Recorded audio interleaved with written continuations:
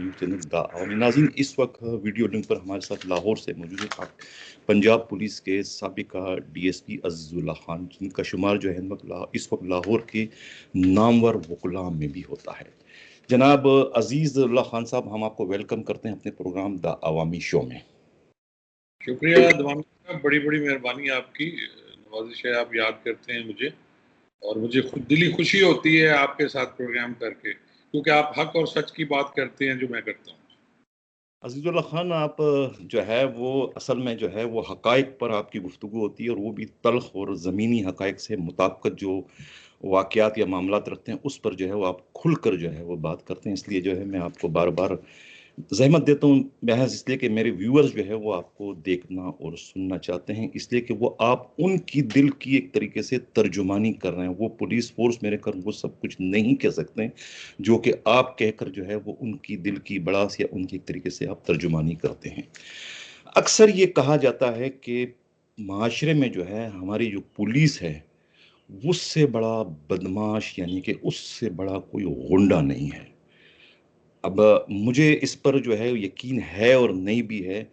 मतलब इसमें कहाँ तक सदाकत है? क्या ये हकीकत है, फसाना है, या कि महज़ पुलिस को बदनाम करने की जो है वो एक किरदार कुशी इस तरह की जाती है, ये है। आप ये बताएँ, चूँकि आपने भी पुलिस में जो है अपनी ज़िंदगी का तकरीबन आधे से ज़्यादा वक़्त जो है गुज़ार चुके हैं, और आप करीब से सब कुछ देख चुके हैं, तो क्या है इसमें सही है या गलत है कि वाक़ई पुलिस बदमाश है? वाक़ई पुलिस से बड़ा कोई गुंडा को नहीं? जी सर। दवामी साहब, इसमें दो मैं आपको बताऊंगा राय हैं मुख्तलिफ लोगों की और मुख्तलिफ पुलिस ऑफिसर्स की। असल में जिस तरह अदाकारों में उनके स्कूल ऑफ थाट होते हैं, अगर आपको याद हो कि दिलीप कुमार का एक अपना तरीका का एक अदाकारी होती थी, इसी तरह जो बाकी अमिताभ बच्चन है उसका अपना स्कूल ऑफ थाट है। तो डिफरेंट पुलिस अफसरान की अपनी अपनी स्टाइल होती है नौकरी करने की, और ये डिपेंड करता है उसकी नेचर पे कि वो क्या है। अब उसमें अगर दो कैटेगरीज हैं बेसिकली, एक तो वो अफसरान हैं जिन्हें मैं नूरी मखलूक कहता हूँ, जो अपने दफातर में बैठते हैं और इसी कमरे के मज़े लेते हैं। जो दूसरी वो होते हैं जो फील्ड अफसरान हैं आपके लिए। जी। अब उसमें फिर दो कैटेगरीज आ जाती हैं, एक मातातान आला है, एक मातातान अदना है। अब मातातान अदना में आपको जैसे मालूम होगा कि जी कांस्टेबलान से लेके हेड कांस्टेबल तक हुँ, ये मातातान अदना है, यानी हुँ, मातात भी है और अदना है। हुँ, और फिर तातान आला में आ गया असिस्टेंट सब इंस्पेक्टर से लेके इंस्पेक्टर तक। हुँ, जो असल जिनमें से एसएचओ लगाए जाते हैं, जो सब इंस्पेक्टर या इंस्पेक्टर लगाए जाते हैं। अब फील्ड की बात ये है कि जी एसएचओ के पास इतने इख्तियारात दे दिए गए हैं ज़ाब्ता फौजदारी में, मजमूआ ज़ाब्ता फौजदारी जो है जिसे सीआरपीसी कहते हैं, कि मैंने पहले भी एक प्रोग्राम में कहा था कि इसे कहा जाता है कि ये एसएचओ की शान में कसीदा है। हुँ, हुँ, अब इतने इख्तियारात के साथ जब एक आदमी को इतने इख्तियारात दे दिए जाएं कि वो जब चाहे किसी को गिरफ्तार कर ले, जब चाहे किसी को इवन कत्ल में 169 ज़ाब्ता फौजदारी में वो आज़ाद कर दे, जो ज़मानत एक मजिस्ट्रेट या सेशन जज नहीं ले सकता, उस पे एसएचओ के इख्तियारात हैं जी कत्ल में वो छोड़ दे। और फिर दफ़ा 54 के इख्तियारात ज़ाब्ता फौजदारी के हैं, जब चाहे गिरफ्तार कर ले, किसी को मशकूक देख के गिरफ्तार कर ले, कोई वैसे रात को जा रहा है पकड़ ले। तो वो इख्तियारात जो हैं, और उस पर जब चेक नहीं होता तो वो फिर दिमाग खराब होता है, वहां से बदमाशी जन्म लेती है। अच्छा। अब जो बदमाश का कंसेप्ट है बेसिकली वो ये है, अक्सर आपने सुना होगा थानों पे वो लिखा होता है नाम बस्ता आलिफ का बदमाश, बस्ता बे का बदमाश। ये बदमाश वो होते हैं जो पहले बस्ता बे में दर्ज होते हैं, और ये इनको सुप्रीडेंट पुलिस या डीपीओ दर्ज करता है। और उसके लिए ये है कि जी ऐसे जराइम जिनमें सर बाब 12 और बाब 17, हुँ, हुँ, ये हैं पीपीसी के, पाकिस्तान पेनल कोड की मैं बात कर रहा हूँ। हुँ, बाब 12 में है सरका, और उसमें सरका बिल जबर आ गया, जो चोरी और जो बाकी चीज़ें हैं, डकैती है, 382 वगैरह इसमें आ गया। और फिर 17 में तलबी से सिक्का आ जाता है, जिसमें ये हुँ, जैली करेंसी बनाना। जी। उसमें जो दो या दो से ज़्यादा मरतबा सजायाब हों, उन्हें फिर बदमाश डिक्लेयर किया जाता है, शोकाज दिया जाता है। अब बदमाश का तो फिर वही आपको पता है ना कि बदमाश कि जिसका माश का जरिया बंद हो। अब उसमें जब ये बदमाशी शुरू होती है तो कहा यह जाता है कि जी बहुत से एसएचओ पुराने कहते थे, और इवन मैंने बड़े बड़े एसपी साहबान को भी कहते देखा है कि जी इलाके में एक ही बदमाश होता है और वो एसएचओ होता है। तो इसका मकसद यही है कि एसएचओ जिसको चाहे पकड़ ले, जिसको चाहे छोड़ दे। अब वहां होता ये है कि बदमाश ये पुलिस अफसरान बन जाते हैं शरीफ आदमी के लिए, जबकि बदमाश उन्हें होना चाहिए बदमाशों के लिए। जो उनके नीचे बदमाश हैं उनको रगड़ा लगाएं। अब ये लोग क्या करते हैं कि जो शरीफ इनके हथे बंदा चढ़ गया उसको इन्होंने रगड़ा लगाना शुरू कर दिया। तो यहाँ मैं आपसे यही अर्ज करूंगा कि जो अख्तियारात बेतहाशा होना, यानी के पास अख्तियारात ही बेतहाशा है, दिमाग खराब तो होना है, और आप पे चेक सिस्टम कोई नहीं है, आपको पूछने वाला कोई नहीं है। तो इसलिए पुलिस में बदमाशी बिल्कुल है और हर स्टेज पे होती है। तो आपकी गुफ्तगू से तो मैंने ये नतीजा अखज़ किया कि ये जो अंधे इख्तियारात हैं और उसके ऊपर चेक एंड बैलेंस का ना होना जो है, ये अच्छे भले जो है शरीफ किस्म के पुलिस अफ़सर को भी एसएचओ बनने के बाद जो है वो बदमाश बनने पर मजबूर कर देता है, उसके ये अंधे इख्तियारात। तो इसका मतलब तो ये हुआ कि उस इख्तियारात का या तो चेक एंड बैलेंस होना चाहिए या फिर उसमें कमी होनी चाहिए कि इतने अंधे इख्तियारात ना हो, उन्हें कोई रोकने और टोकने वाला हो। अच्छा, मुझे ये बताएं अजीजुल्लाह साहब कि जिस तरह ये भी सुनने में आपने भी सुना होगा, मैं भी सुनता हुआ आ रहा हूँ कि भाई अगर एसएचओ ना चाहे तो उसके इलाके में जो है परिंदा भी पर नहीं मार सकता। मतलब एक ये भी वो इख्तियारात के एक अंधेपन का या जो बेपनाह इख्तियारात है उसका ये एक मतलब कि उसको उसकी तारीफ करने का ये भी एक जुमला है कि भी उसके पास ये है कि उसके इलाके में कोई परिंदा पर नहीं मार सकता। लेकिन उसके बावजूद आपने भी देखा हो कि उनके इलाकों में जो है वो लूट मार डाकाजनी के अलावा खुद ऑर्गेनाइज जराइम जो है, मनशियात, जुआ सट्टा जिसको हम बुरा माश कहते हैं, वो सब कुछ चल रहा होता है। फिर ऐसा क्यों है? उन पर कंट्रोल वो क्यों नहीं कर सकता या सब या होता मैं आपको बतौर, मैं जो मेरी एसएचओशिप है, बहुत से लोग इसकी गवाही देंगे, जहाँ मेरी एसएचओशिप रही वहाँ अल्हम्दुलिल्लाह जुर्म नहीं होता था। हुँ, उसके लिए एक चीज होती है कि जब एसएचओ पहले पहले उसकी पोस्टिंग होती है तो वो एक मैसेज देता है। वो अपने किरदार से, वो अपने रेड से, वो अपने क्राइम पे कंट्रोल करने की अहलियत से वो जराइम पेशा लोगों को एक मैसेज देता है कि जी मेरे इलाके में नहीं आना। और इस पे अल्हम्दुलिल्लाह मेरी जहाँ पोस्टिंग रही है रहीम डिस्ट्रिक्ट में, और भी जहाँ रही है, लोग गवाही देते हैं इस बात की कि रेशो एकदम कम हो जाता था। उसकी मैं वजह बताता हूँ। हुँ, अब पुलिस अफसरान जहाँ लालच करना शुरू कर देते हैं, आप जहाँ एक बंदे को पकड़ते हैं जो मुलजिम है डकैती का, किसी ऐसे जुर्म का, और उसको आप पैसे लेके छोड़ देते हैं, हुँ, तो आपने उससे 2 लाख लिया, पुलिस वालों ने लाख लिया, 50,000 लिया, जो भी लिया, उसे छोड़ दिया। अब वो जाने के बाद वो पूरा बदला उसी इलाके से लेता है। वो अपने साथ 3-4 और बदमाश भी लेके आता है, वारदातियाँ लेके आता है और उसी इलाके में वारदात शुरू कर देता है।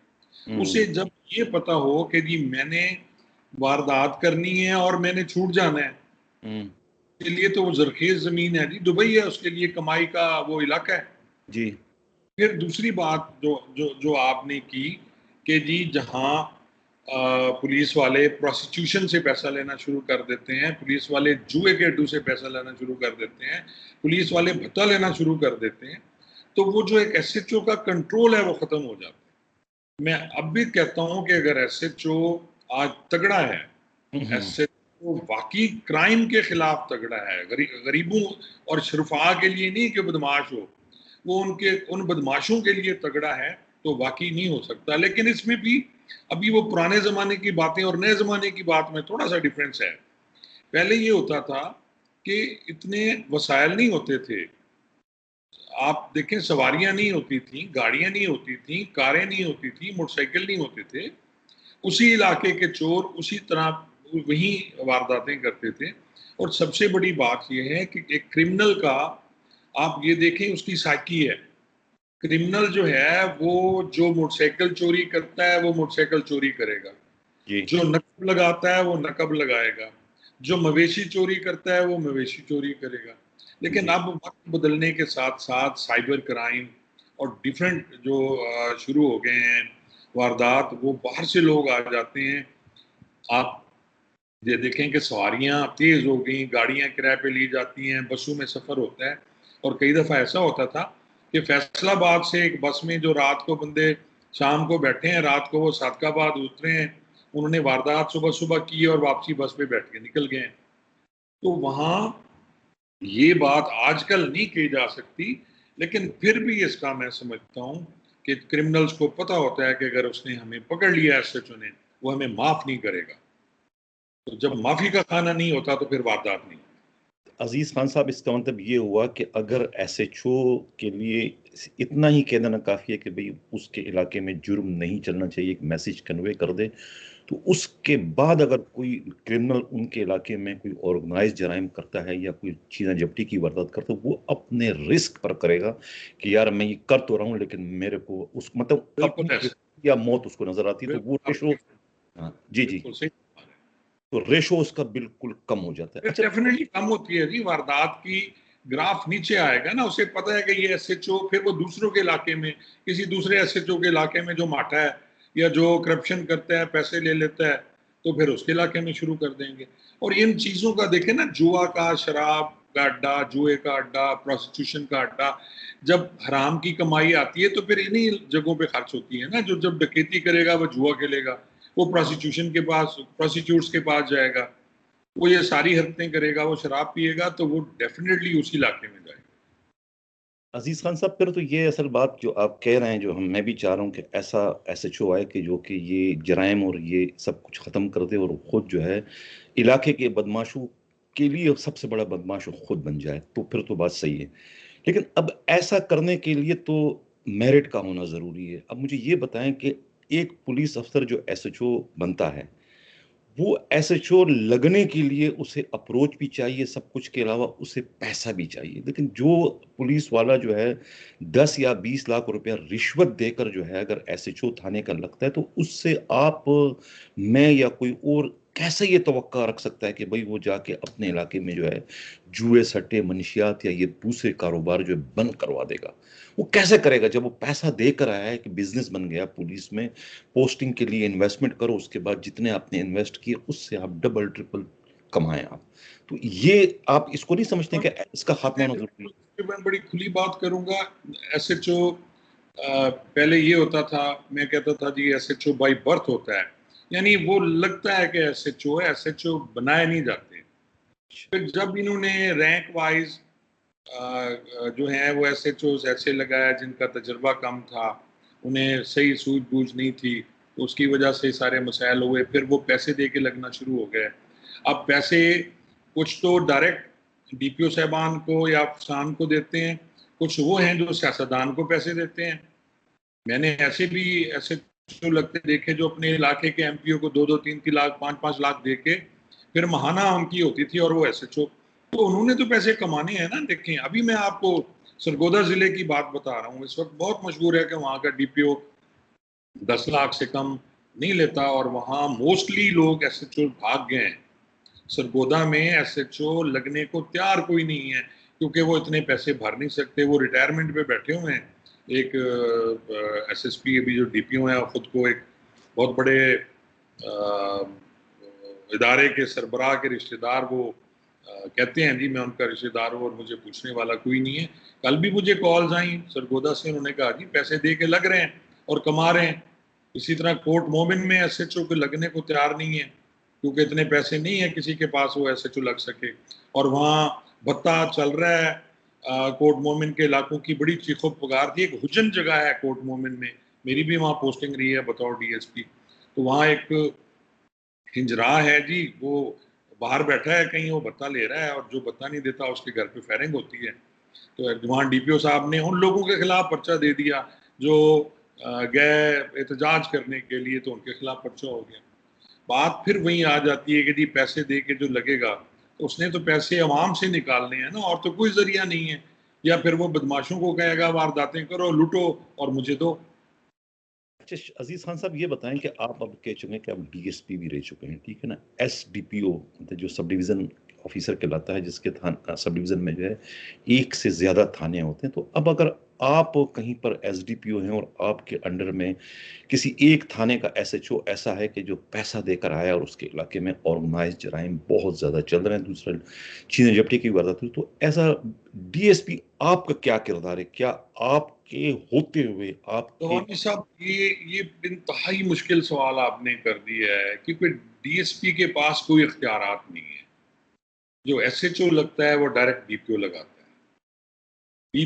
डीएसपी सिर्फ उसकी शिकायत कर सकता है, और अगर वो डायरेक्ट है डीपीओ के साथ, फिर उसे कोई तब्दील नहीं कर सकता।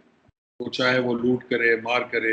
हाँ, आपने जब उसकी एसीआर देनी है, एनुअल कॉन्फिडेंशियल रिपोर्ट देनी है, आप वो खराब कर सकते हैं। लेकिन अगर वो जो ऊपर वाला अफसर उसके साथ ऑलरेडी सेट है, तो वो फिर वो एसीआर आप बेशक उसको सी दे दें, वो उसे ये कर देगा।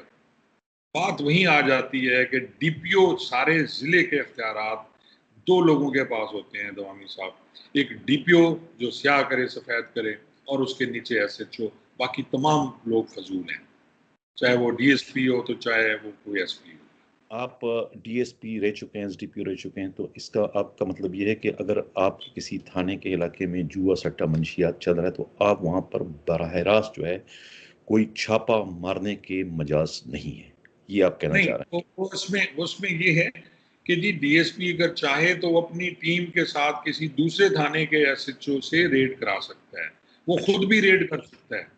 और अब फिर यही होता है कि जी अगर डीएसपी तगड़ा है, डीएसपी ईमानदार है, डीएसपी क्राइम फाइटर है, तो वो उसके इलाके में रेड करके खुद पर्चा दे सकता है, और पर्चा दे के फिर उसकी रिपोर्ट बना के भेज दे डीपीओ को आगे। फिर डीपीओ चाहे उसे छोड़ दे, पर वो लाजमी इस रगड़े में आ जाता है। और जब बात हाईलाइट होती है, आजकल वैसे सोशल मीडिया का जमाना है, तो मेरे ख्याल ऐसा एसएचओ नहीं बच सकता। तो फिर तो आप मतलब ये तो अगर ये कि अगर एसएचओ जो है बदमाश है या पैसा देकर आया है और वो हरामखोर भी मुलविस है, अगर उनका डीएसपी ईमानदार है तो तब भी उसकी जो है वो जी बिल्कुल सिलसिला चल ऐसा है। सकता है, ठीक है ना। ऐसा है, लेकिन होता ये है कि मोस्टली, अब मेरे भाई हैं, मैं भी उसी रैंक से आया हूँ, कि ये मिक्सअप होते हैं एसएचओ के साथ डीएसपी, जो डिफरेंट जगहों से पैसे आ रहे होते हैं, क्योंकि बेसिकली थाना करप्शन का गढ़ है। ये हम्म। सारा पैसा थाने से आता है, जितनी करप्शन होती है वो थाने से हो रही होती है, और उसी में हिस्से बांट रहे होते हैं सारे। तो हम्म। डेफिनेटली वो जब उनसे मिक्सअप होगा तो फिर कुछ नहीं कह सकता। हाँ, अगर वो उनके साथ मिक्सअप नहीं है, तो फिर वो सब कुछ कर सकता है। तो ये डिपेंड करता है वही कि जी अफसर कैसा है। मतलब होना तो ये चाहिए कि भाई अगर आपका कोई डीपीओ है और उसके अंडर में डीएसपी और एसएचओ वगैरह, तो वो तो डीपीओ को तो ज्यादा पर इन्हसार जो है वो अपने डीएसपी पे करना चाहिए, जो कि एसएचओ का इमीडिएट बॉस जो है वो डीएसपी कहलाता है। डीएसपी की बात जो है वो ज्यादा काबिल एतबार होती है। अगर वो ये कहे कि ये एसएचओ ठीक नहीं और इसके इलाके में ये हो रहा है, ये हो रहा है, तो उनकी इतला पर या उनकी रिपोर्ट पर ही डीपीओ को कार्रवाई करनी चाहिए। लेकिन बकौल आपके कि डीपीओ और एसएचओ बराह रास्त होते हैं और बीच में जो है वो एसडीपीओ की कोई हैसियत नहीं होती, ठीक ये है। डिपेंड, मैंने पहले अर्ज किया, डिपेंड करता है, अफसर अफसर पे डिपेंड करता है कि डीपीओ कैसा है। हम्म। अगर डीपीओ, बाज डीपीओ अपने जो चेन ऑफ कमांड है उस पर काम करते हैं, वो अपनी कोई बात डीएसपी से डिस्कस करते हैं और चाहते हैं कि डीएसपी आगे एसएचओ को कंट्रोल करे। लेकिन कुछ बहुत से अब आजकल बहुत से ऐसे हैं कि वो डीएसपी को निकाल देते हैं, क्योंकि उन्हें पता है कि जी जो बेसिकली जो एसएचओ है वही फील्ड का अफसर है। डीएसपी तो फील्ड का नहीं है, किसी ने किसी को पकड़ना है, गिरफ्तार करना है, तो वो डीएसपी, डीपीओ चाहे है या आरपीओ है, तो वो बेहतर समझते हैं कि जी डायरेक्ट फोन करें एसएचओ को। एक तो वो जेरे बार होगा, और फिर वो एहसानमंद भी होगा कि जी उसने सीनियर का काम किया। तो मेरे ख्याल में वो ज़्यादा बेहतर समझते हैं। डीएसपी को वो एक साइड पे कर देते हैं, और वो एसएचओ से बात करने की कोशिश करते हैं, और ये गलत है, जिसकी वजह से सारी खराबियां हो रही ऐसा भी तो होता है ना अजीज खान साहब, जिस तरह के आप बहुत सारे थानों में एसएचओ रहे हो, ठीक है ना, या कोई ऐसा एसएचओ के बहुत थानों में रहा और वो बहुत करप्ट भी वो सब हो, लेकिन उसके बाद जब वो डीएसपी बन जाए और उसके अपने अब अंडर में जो एसएचओ आया और वो उसको खातिर में ना लाता हो, डायरेक्ट बाला बाला अपने डीएपीओ से या अपने एसएसपी से उसके मरासिम हो, तो कहते हैं वो सास और बहू वाला झगड़ा फिर यहाँ शुरू हो जाता है। ये क्या इसमें सदाकत है, क्या सही है? बिल्कुल बिल्कुल सदाकत है। वो इस तरह है कि मैंने पहले कहा कि ये करप्शन की एक चेन है जिसको दवामी साहब कोई ख़त्म नहीं कर सका। सबसे बड़ा बुरा माशाल्लाह जनरल ज़िया-उल-हक का था, आले नाल था। उसे भी पता था कि तनख्वाहें थोड़ी हैं, इसमें गुजारा नहीं होता। उसने इसको ख़त्म नहीं किया। फिर आप देखें सियासी हुकूमतें आईं, किसी ने ख़त्म नहीं की करप्शन, ना थाना कल्चर चेंज हुआ। मुशर्रफ का माशाल्लाह अकेला आप देख लें कि आले नाल था मुशर्रफ, उसने भी पुलिस को ठीक नहीं किया। ये लोग नहीं चाहते कि ये पुलिस ठीक हो। तो ये कोई भी नहीं चाहता और इसी सिस्टम को ये रहने देना चाह रहे हैं और ये इनके लिए सूदमंद है, सियासतदानों के लिए, अफसरान के लिए, सबके लिए। तो इस वजह से ये सिलसिला जो चल रहा है। अजीज खान साहब, यही सिस्टम, यही अंधे इख्तियारात जो हैं आला अफसरान के लिए और खुद सियासतदानों को सूट करते हैं कि इन अंधे इख्तियारात को जो है वो हथियार के तौर पर अपने ही मुखालिफिन के खिलाफ इस्तेमाल करते हैं। अजीज खान साहब, अगला जो मेरा टॉपिक है, सवाल वो ये है कि मिसकंडक्ट रिपोर्ट, एक बड़ा इसका चर्चा है पुलिस फोर्स में कि भाई ये मिसकंडक्ट रिपोर्ट है क्या, मतलब कि क्या ये सिर्फ सीनियर जूनियर के खिलाफ देने की मजाज है या जूनियर सीनियर के खिलाफ भी ये दे सकते हैं, और क्या अगर किसी के खिलाफ कोई मिसकंडक्ट रिपोर्ट आ जाती है तो क्या वो खुदा न खास्ता नाकाबिले तरदीद होती है, या इंक्वायरी का मतलब होना चाहिए, या उस पर आंख बंद करके जिसके खिलाफ वो रिपोर्ट है उनके खिलाफ एक्शन लेना चाहिए? आप बताएं इस पर। तो वामी साहब, मिसकंडक्ट जो है ना, एक ऐसा लफ्ज है जो एफिशिएंसी डिसिप्लिन रूल, मैंने पहले भी इस पे हमने एक दफ़ा एक प्रोग्राम किया था और पीडा में, कि मिसकंडक्ट का मतलब है कोई ऐसा अमल किसी भी मातात का जैसे ये समझा जाए कि उसने कानूनी अपनी जो चीज़ अपनी लिमिट है उससे हट के काम किया, अच्छा। तो मिसकंडक्ट के जुमरे में आता है। चाहे उसने डिसओबे किया, चाहे उसने तफ्तीश में खराबी की, चाहे उसने पैसे ले लिए, चाहे उसने किसी गरीब को थाने पे पकड़ के बिठा दिया, ये सारी चीज़ें मिसकंडक्ट के ज़िम्मे में आती है। और ये जो 155 सी जो 2002 में ये नया पर्चा देते हैं मुलाजमीन के खिलाफ, वो भी मिसकंडक्ट पे भी होता है। यानी मिसकंडक्ट एक ऐसा लफ्ज़ है जो हर जगह फिट हो जाता है और ये जितनी सज़ाएं होती हैं ये मिसकंडक्ट पे ही होती हैं। अब मैं आपको बताता हूँ कि जी मिसकंडक्ट में पहले ये सज़ा देने के लिए डेफिनेटली शोकाज नोटिस देते हैं। शोकाज पे अगर वो उसके जवाब से मुतमिन नहीं तो फिर चार्जशीट उसको किया जाता है और एलिगेशन लगाए जाते हैं। फिर एक इंक्वायरी अफसर बनाया जाता है जो उस मिसकंडक्ट की इंक्वायरी करता है कि आया क्या वाकई इसने ये अमल इस सारे में मिसकंडक्ट किया या नहीं किया। तो फिर वो रिकमेंड करता है इंक्वायरी अफसर अपने डीपीओ को या जो भी सीनियर अफसर है जिसने उसको चार्जशीट किया है कि जी ये फलां फलां वजह से ये इसने इसका मिसकंडक्ट साबित होता है, अब इसको आप मेजर पनिशमेंट दें। तो उसके बाद जो डीपीओ है उस मिसकंडक्ट पे उसको मेजर पनिशमेंट देता है। अब आपका दूसरा सवाल था कि जी क्या मातहत जो है अपना जूनियर अपने सीनियर को मिसकंडक्ट के लिहाज से कर सकता है, तो ऐसी कोई चीज़ नहीं है, क्योंकि जूनियर कभी भी सीनियर को मिसकंडक्ट का जिम्मेदार नहीं ठहराता। और इसमें बहुत सी बातें हैं जिसमें कई दफ़ा हुआ कि किसी इंस्पेक्टर और डीएसपी की लड़ाई हुई तो इंस्पेक्टर को नुकसान हुआ, डीएसपी और डीपीओ की लड़ाई हुई तो डीएसपी को नुकसान हुआ, और इसी तरह डीपीओ और आरपीओ की लड़ाई हुई तो वो तो फिर अगर दोनों पीएसपी हैं तो किसी को नुकसान नहीं होता, लेकिन अगर वो रैंकर है तो फिर डीपीओ को नुकसान होता असदुल्ला साहब, आपने जो बात की इसका मतलब तो मैं ये समझ रहा हूँ कि मिसकंडक्ट को जो है वो आप एक तरीके से एफआईआर का दर्जा दे रहे हैं कि भाई अगर किसी डीएसपी ने किसी एसएचओ के खिलाफ मिसकंडक्ट भिजवा दी अपने डीपीओ को, तो डीपीओ जो है उस मिसकंडक्ट पर जो है उसको शोकाज या सब कुछ दे देगा, यानी है। कि जी जी। उस मिसकंडक्ट को वेरीफाई नहीं कराएगा कि यार आया डीएसपी ने जो मिसकंडक्ट भेजी है, इसमें सदाकत है या नहीं, या वो मिसकंडक्ट तो। नहीं, वो उसकी वही वही उसको उसके लिए इंक्वायरी होती है ना, उसकी वो इंक्वायरी जो करेगा, आइंदा जो इंक्वायरी अफसर करेगा, मसलन इंस्पेक्टर की इंक्वायरी डीएसपी करेगा, यानी उस रैंक से बड़ा रैंक जो है वो इंक्वायरी, उस इंक्वायरी में यही प्रूव किया जाता है। लेकिन होता ये है कि अगर किसी ने रिपोर्ट बनाई है तो उस पर फिर उसको सजा मिलनी मिलनी है। यहाँ एक ऐसा सिस्टम है कि अगर डीपीओ नाराज हो गया और डीपीओ ने चार्जशीट कर दिया मिसकंडक्ट पे, तो इंक्वायरी चाहे जिसके पास गई है तो उसे कहता है कि इसके खिलाफ लिखना है। उसमें फिर ये छानबीन नहीं होती कि जी कोई बेगुनाह है या क्या है, उसको सजा मिलनी मिलनी है। ये सारी लाइकिंग और डिसलाइकिंग पे सजाएं दी जाती मैं तो कराची में, पता नहीं पंजाब पुलिस का क्या है, लेकिन कराची के अंदर तो मैं यही देख चुका हूँ कि अगर अफसर जो है आपका खुश नहीं है आपसे, यानी कोई आपसे उन्होंने मुतालबा कर दिया जो कि आईन कानून पुलिस रूल्स के मुनाफी है, और एक अच्छा पुलिस अफसर जो है वो गलत काम नहीं करना चाहता है और वो अपने डीपीओ को या अपने डीएसपी को या एसएसपी को वो इनकार कर देता है कि मैं ये काम नहीं करूंगा, तो वो डिसोबे हो गया। उसका इस डिसोबेन पर जो है बजाय उसको अप्रिशिएट करने के कि यार ये बंदा जो है खिलाफ कानून काम नहीं कर रहा, तो वो उनको मिसकंडक्ट दे देते हैं, और उसी मिसकंडक्ट पर जो है इंक्वायरी होती है और वो फिर डिसमिस हो जाता है। तो ये तो है। फिर ये मिसकंडक्ट। मौलवी साहब, आप सिंध की बात कर रहे हैं, मुझे भी मेरे काफ़ी कोलीग्स हैं जो सिंध में सर्विस करते रहे हैं और वो एसपी रैंक पे रिटायर हुए हैं। पंजाब में हो या सिंध में हो, अब ये एक सिलसिला निकला था फ्राई और हाफ फ्राई का, बड़ा मशहूर हुआ था।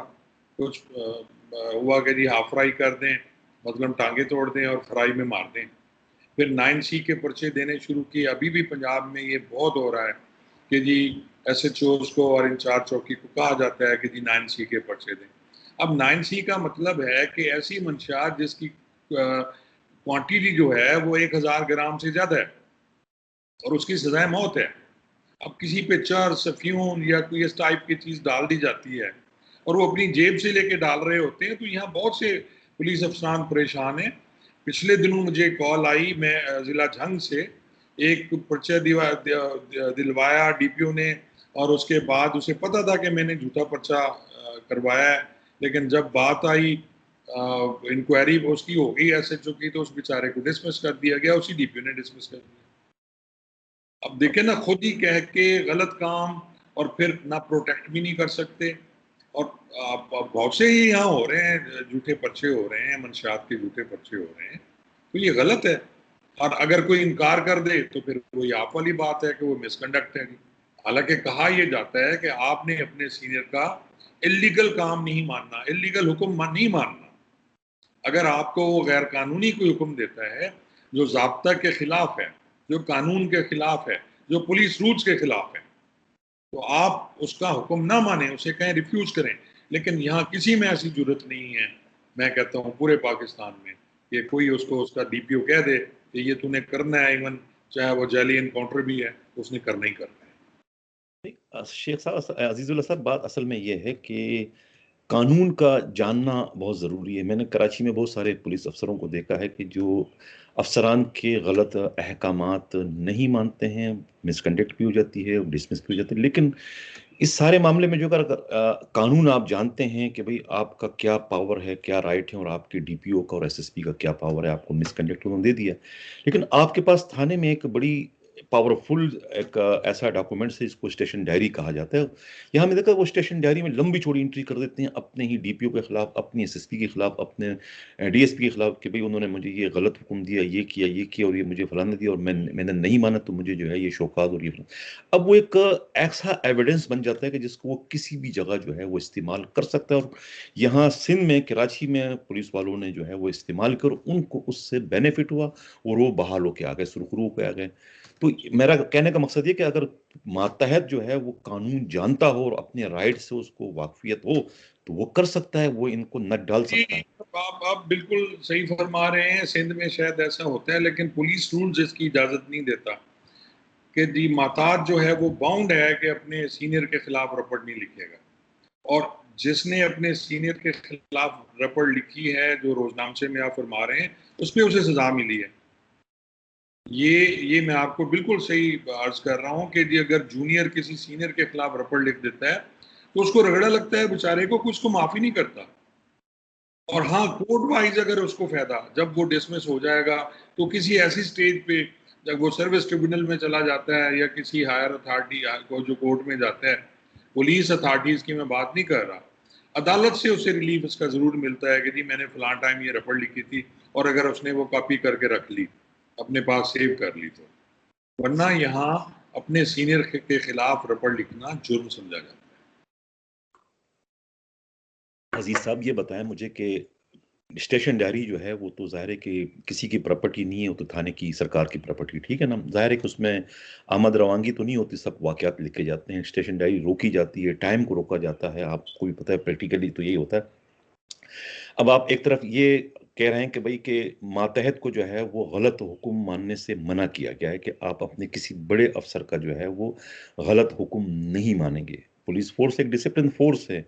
सिक्योरिटी फ़ोर्सेस में और पुलिस फ़ोर्स में तो ये फ़र्क है ना कि वहाँ पर आपको जो हुक्म मिलता है, वो आप उसको मानने के मजाज़ हैं। डिसिप्लिन का यही तकाज़ा है कि आपको जो कहा जाए, आपने वो करना है, ठीक है ना? लेकिन पुलिस फ़ोर्स में ऐसा है कि आप अपने किसी भी बड़े अफ़सर का गलत हुक्म नहीं मानेंगे। अब ज़ाहिर है कि जब बड़े अफ़सर का गलत हुक्म नहीं मानेंगे तो उसका इंदराज का कौन-सा फ़ोरम है, कहाँ पर इंदराज करोगे कि मुझे ये गलत हुक्म दिया गया था और मैंने मानने से इनकार किया। वो आपके पास रह देकर एक स्टेशन डायरी रह जाती है, जिसमें जो है वो आप अपनी भड़ास या दिल की बात लिख सकते हैं। जैसा कि डायरियों में अक्सर होता है, पर्सनल डायरी में आप यही लिखते हैं ना, ये जो रोजनामचा ये रोजनामचा होता है जी, जो आप बता रहे हैं, जिसको हम आप पंजाब में रोजनामचा कहते हैं कि जी उसमें डेली के जो इंदराज हैं, जिसमें मुलजिम की गिरफ्तारी है, मुलजिम को छोड़ना है, कहीं लेके जाना है, तफ्तीश पे जाना है। अब उसमें भी ये है कि जी ये रोजनामचा हेड कांस्टेबल और उसके ऊपर के रैंक का अफसर लिख सकता है। कांस्टेबल रोजनामचे में अपना इंदराज नहीं कर सकता, मुहर्रिर उसका इंदराज करता है, जो मैं आपको बता रहा हूँ। लेकिन मोस्टली ऐसा मैंने देखा है कि अगर एसएचओ कोई ऐसी मदाद के साथ कोई ज्यादती करता है तो अब लिखना शुरू हो गए हैं रपटें, मैंने बहुत सी देखी हैं। उसे रपट कहा जाता है जो रोजनामचे में दर्ज की जाती है। तो अब लिखी जा रही हैं मोस्ट। यहाँ एक लाहौर में एक एसपी थे, उन्होंने एक सब इंस्पेक्टर को गालियां दी थी, तो उसने जाके रपट लिखी थी और उस पे आईजी ने नोटिस लिया और उस पे एसपी का ट्रांसफर हुआ था। ये आपकी बात सही है कि अब अवेयरनेस है, अब वो दौर नहीं है। पहले ये जरूर था कि रोजनामचे में अगर रपट लिख दी तो उसे रगड़ा लग जाता था। अब जैसे मैंने आपसे अर्ज किया, सोशल मीडिया का दौर है, अब मुझ तक बातें आती हैं, मैं भी लिख देता हूँ, आप और मैं बैठ के बोल भी लेते हैं, प्रोग्राम भी हो जाते हैं। पहले तो ये नहीं था ना दवामी साहब, किधर रगड़े लगते थे, किसी को पता नहीं चलता था किसके साथ क्या हो गया है। तो इसलिए आप सही कह रहे हैं कि अब बाकी अवेयरनेस है, पढ़े लिखे अफसरान आ रहे हैं, अब बोलते हैं और अपने हक के लिए बोलते हैं। तो एक अच्छी बात है अगर ये बोलना शुरू कर रहे हैं। तो मिसकंडक्ट जो है, अब अफसरान को भी सोच समझ के ये उन पे एलिगेशन जो मिसकंडक्ट का है वो लगाना पड़ेगा। कहीं ऐसा नहीं हो कि वो खुद ही फंस जाए उसमें, क्योंकि अब चैलेंज होते हैं। अब पुलिस जो अफसरान नए लड़के हैं, नए बच्चे हैं, वो बोलते हैं, सारे पढ़े लिखे हैं और बहुत से उनसे बोलते हैं। अजीज खान साहब, हमारा जो ये प्रोग्राम है ये अवेयरनेस का है कि ना पुलिस वालों में जो है अवेयरनेस फैलाना है और उनको उनके जो राइट्स हैं, उनके जो हकूक हैं उससे आगाह करना है। पुलिस रूल्स अगर आप देख लें, जो मेरी मालूमात के मुताबिक है, मतलब कोई ऐसी कदगन नहीं है कि कोई स्टेशन डायरी जो है वो सबकी है, कोई भी इस्तेमाल कर सकता है। अगर आप गलत करोगे तो वो आप खुद उसके जद में आओगे। मतलब स्टेशन डायरी तो आपने एक चीज़ रिकॉर्ड पे लानी है। कोई भी पुलिस वाला अगर उसको कोई अपने बड़े अफ़सर से मुताल्लिक़ कोई शिकायत है कानूनन जायज़ कि वो उसे तंग कर रहा है और उससे कोई मुतालबा कर रहा है, कोई ऐसा काम कर रहा है जो कि उसको इख्तियार नहीं है, तो वो उसका इंदराज जो है इस अपनी दिफ़ा के लिए, अपने बचाव के लिए जो है स्टेशन डायरी में कर सकता है, अगर वो करना चाहे तो।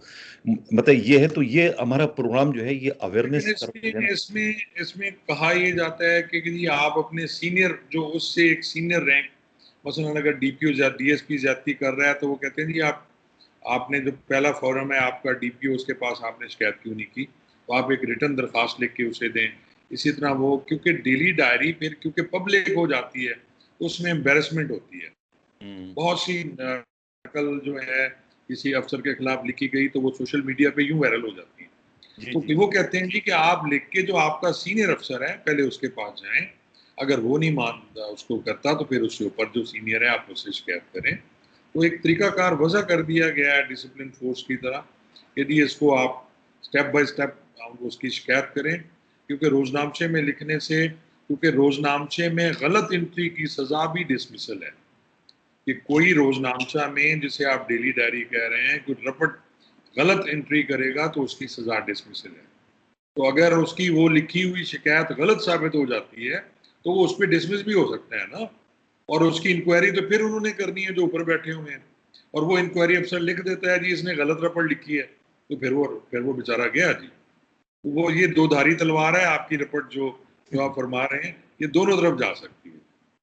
अजीज खान साहब, जिन लोगों ने कानून वज़ा किया था उन्होंने तो कुछ और सोच के किया था, लेकिन अब जो उसका इस्तेमाल हो रहा है तो वो अपने ही साथियों को तहफ़्फ़ुज़ देने के लिए है कि भाई आपने उससे बड़े अफसर के पास जाना, उससे बड़े अफसर के पास जाना, तो बड़े अफसर ने छोटे अफसर को तहफ़्फ़ुज़ ही देना है, सपोर्ट ही करना है, विक्टिम को नहीं देना है। विक्टिम को तो रगड़ना है उसने कि भाई जी, आपने मैंने कि आपसे ये बात मैंने पहले भी अर्ज की है कि जी जैसे वो कहते हैं ना, जो एक्सीडेंट होता है, किसी हादसा होता है, तो कार का ट्रक से हो तो वो ट्रक की जिम्मेदार है, बस का ट्रक से हो ट्रक जिम्मेदार है, कार का मोटरसाइकिल हो तो कार वाला जिम्मेदार है।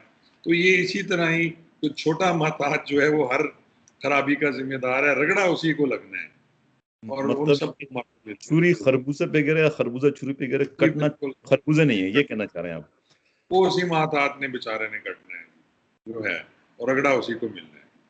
तो अब लबे-लुबाब ये है कि ये जो मिसकंडक्ट रिपोर्ट है, इसकी जो है बाकायदा तहकीकात होनी चाहिए। उसे जो है हथियार के तौर पर जो है वो अदना जो मातहत है, उनके खिलाफ नहीं इस्तेमाल करना नहीं चाहिए। होना चाहिए। और मैं आपसे इसको और बढ़ाते हुए कहूँगा कि लाइकिंग और डिसलाइकिंग पे, कि मेरी शक्ल पसंद नहीं है डीपीओ साहब को या किसी अफसर को, तो वो मुझे सजा दें या मुझे मिसकंडक्ट में रगड़े में लगा दें, या मैंने उन्हें कोई बात पे जवाब दे दिया मीटिंग पे कि सर आप गलत कर रहे हैं, अकले कुल तो नहीं है ना वो। मैंने उन्हें कहा सर के इस तफ्तीश में मैं गलत नहीं कर सकता, सर मैं ये बंदा गलत चालान नहीं कर सकता, क्योंकि मैंने अल्लाह को जवाब देना है। तो वहाँ वो नाराज हो गए, तो वो भी तो मिसकंडक्ट है ना जी। उन्होंने कोई और रास्ता निकाल लेना है, कोई और चीज पकड़ लेनी है, तो उनके पास तो बहुत से तरीके हैं। पुलिस ऑफिसर, ये जो पुलिस के माहतात हैं, ये तो बेचारे हर वक्त फंसे हुए हैं। कोई भी डीपीओ, मैं आपको गारंटी से कहता हूँ, कोई डीपीओ जाके किसी भी थाने का मुलाजा कर ले, जैसे आप वो अभी पिछले दिनों मैंने आपका पढ़ा था, वो एक अफसर कराची के जाते हैं, थाने में घुस जाते हैं और वो चेकिंग करते हैं, तो वहां तो इतनी इतनी लातादाद चीजें हैं। असला खाना सही नहीं है, उसमें इंदराज नहीं है, माल खाने में इंदराज नहीं है, रोजनामचे पे इंदराज नहीं है, सफाई सही नहीं है। किसी चीज पे नाराज हो जाए डीपीओ तो वो तो सफाई ठीक नहीं है जी, बाथरूम साफ नहीं है, तो जिसको मर्जी सजा दें। तो ये सारे सिलसिले, कानून तो मौजूद होते हैं हर वक्त, अमल दरामद बहुत कम लोग करते हैं जी। और रगड़ा रगड़ा देना हो तो ये अफसर जो हैं वो जिसको मर्जी दे दे, खुश हैं तो फिर खुश हैं जी, वो चाहे वो जो गलत करे सही करे उसका कोई कुछ नहीं होता। अजीज साहब, असल में ज़ाब्ता फौजदारी और जो पुलिस का जो हर जो एक्टिविटी है वो एक पेज पे नहीं है। ज़ाब्ता फौजदारी कुछ कहता है, पुलिस वाले कर कुछ रहे होते हैं, यानी कि जिसको हम मुनाफ़कत कहते हैं कि आप कह कुछ रहे हो, कर कुछ रहे हो। तो अब तो उसका ये ज़ाहिर सब देखें, कानून ये कहता है कि आप जो भी मुलजिम पकड़ेंगे उसको 24 घंटे में मजिस्ट्रेट के रूबरू पेश करेंगे। लेकिन यहाँ 2-2 महीने से, 3-3 महीने से लोगों ने बिठाए होते हैं थानों पे, और उसकी उसी रोजनामचे में जाली रपटें भी लिखी जाती हैं। कल ही मैं लाहौर हाई कोर्ट में एक कोर्ट में बैठा हुआ था, तो इसी तरह बैलेंस रिकवर करके ले आया, तो उन्होंने कहा जी इसकी रपट तो चौकी पे हमने लिखी हुई थी। तो जज साहब ने उस मुलजिम को वहीं कहा कि जी इसको छोड़ दें। उन्होंने कहा जी ये कि जो मिसल मुकदमा है ये थाने पे होने चाहिए, तफ्तीश साथ कहाँ ले गया। उन्होंने कहा जी रपट, उसकी जो रपट गिरफ्तारी की जो बात कर रहे हैं आप वही। उन्होंने कहा जी थाने वालों ने कहा जी चौकी पे लिखी हुई थी। अब चौकी पे बाद में लिखी गई, तो जज जहर है, वो क्लास से आते हैं, वो कानून समझते हैं, उन्हें पता होता है, तो उन्होंने मुलजिम को छोड़ दिया उधर ही। तो ये सारी, कानून तो कहते हैं ना 24 घंटे में पेश करें। कौन सा कानून कहता है बिठा दें? कौन सा कानून कहता है आप जाके छितर मारने शुरू कर दें? कौन सा कानून कहता है बदमाशी करें, आप बदमाश बन जाएं? कानून तो कहीं बदमाश नहीं बनाता ना। ये सारी चीजें हमने खुद ही इकट्ठी कर ली, क्योंकि बेसिक मैं अक्सर लिखता भी हूँ कि जी अंग्रेजों ने जो कानून बनाया, वो ये जो पाकिस्तान में इस वक्त राज है, ये इंग्लिस्तान में कानून नहीं है। वहां उनका अपना कानून है, ये इंडो पाक में चल रहा है। और फिर उन्होंने पुलिस वाला बनाया था इनको काबू करने के लिए। एक जो पुलिस वाला होता था जो निकर पहनता था, सर पे पगड़ी होती थी, पूरे गांव के गांव को इकट्ठा करके ले आता था। इतना टेरर होता था।